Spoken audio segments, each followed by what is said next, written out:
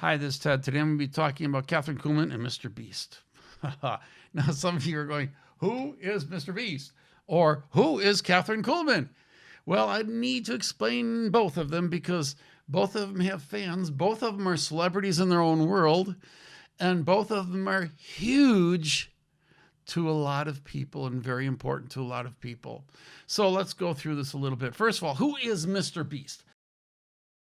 Mr. Beast is 22 years old and extremely wealthy.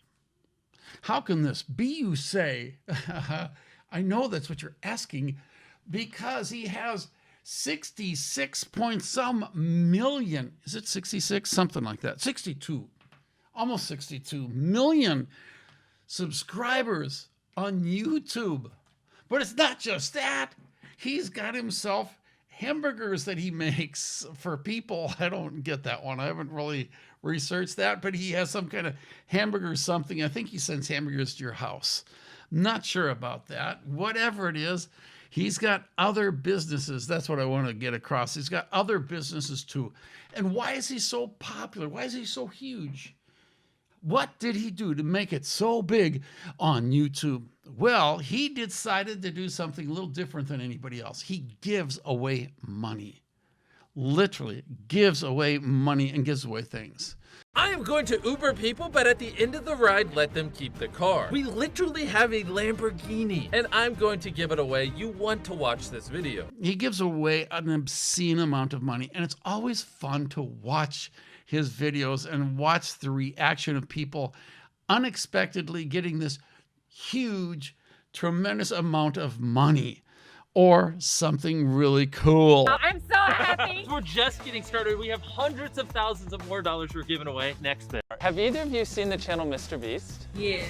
I was curious, would you quit your job for $10,000 in cash? No. I figured you'd say that. You don't actually have to quit your job. Do you want 10 grand though? Yes, I would love it. Here you go. We're not actually gonna make her quit her job. Oh, you're crying? We just found out my grandma had stage 4 cancer. I'm sorry. No, you're fine. It's just God's way of working things out. Like, this is such a blessing. Mr. Beast fans are very protective of him.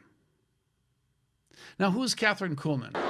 What it is? A ruptured disc. Bend over right now. Just bend.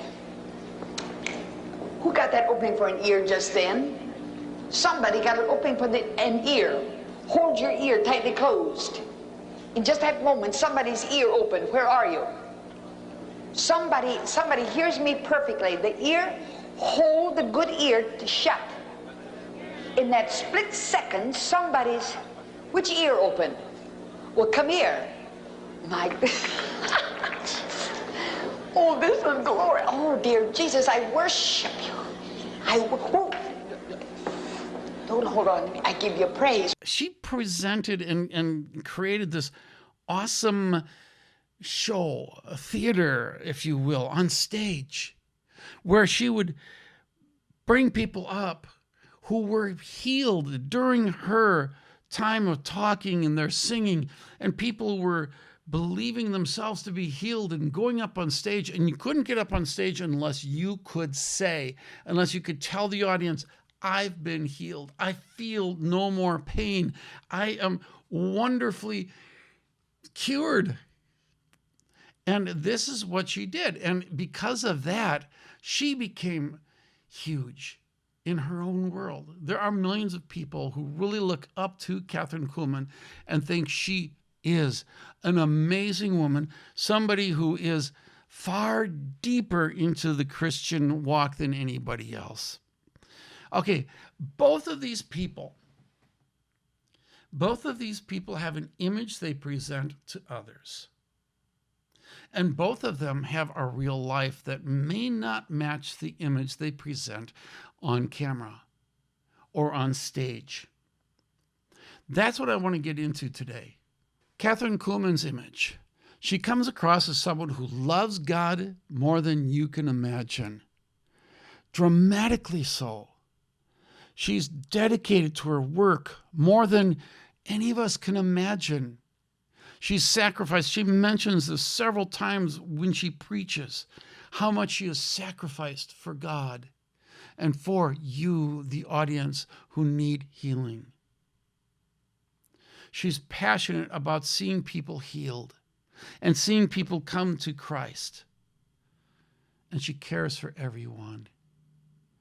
That is the image I get. Even her critics would say she is a genuinely well-meaning person because they were won over by her personality, perhaps, but not necessarily to what she was doing.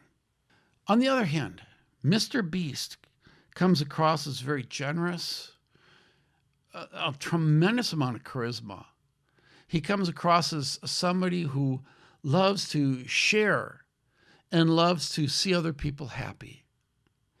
He comes across as an amazing person. So once again, the image he portrays is very powerful, and it wins over millions and millions of subscribers and viewers. But a news report came out this last week highlighting Mr. Beast. And it reminded me of Kathryn Kuhlman and others, because the fans of these people are so protective of their person that they look up to so much. And what happened is Mr. Beast hires a lot of people to help him out. He's got a lot of money, so he gets a lot of people to help him put out his videos. And he hired editors. 2 of them lasted only 1 week and said he had toxic culture that he created and that he put them down, calling them names, and was a perfectionist to the point of being abusive verbally towards them.